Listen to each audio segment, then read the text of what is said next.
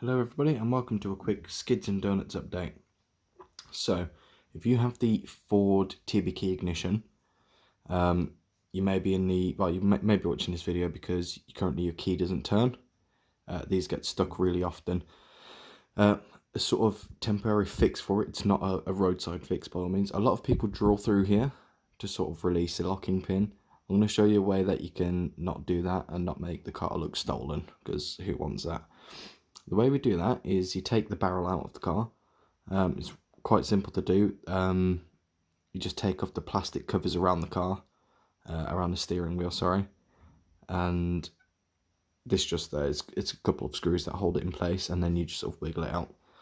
So how you actually get inside of here, there's a locking pin, just that. It's a small, tiny steel rod. And when you put your key in and you turn it, all the tumblers inside a line, and that then lets that seat in, so then you can continue turning like this. So the way you get that out is just up here. You see a split ring, so excuse the quality. A little split ring, it's got 2 pins. I managed to get it out with 2 small screwdrivers, like prying it out. You can try and use needle nose pliers. I found it couldn't work with these. You need something a lot smaller. If you've got that, use that, but screwdriver will work fine. You literally just pop it in, pry it out. It takes a couple of minutes, if that. And then this whole inner barrel comes out. And then along with that, this pin will also fall out.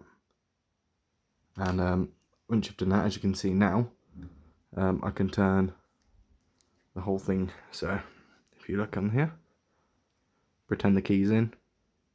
There you go. This obviously will disable the steering lock if you use a screwdriver if somebody's stealing your car. However, they can't start it like this because they won't have the immobilizer chip, which is in your key.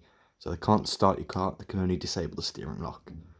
I hope this video was helpful. If you have any more questions, feel free to comment them below and I'll get back to you as soon as I can.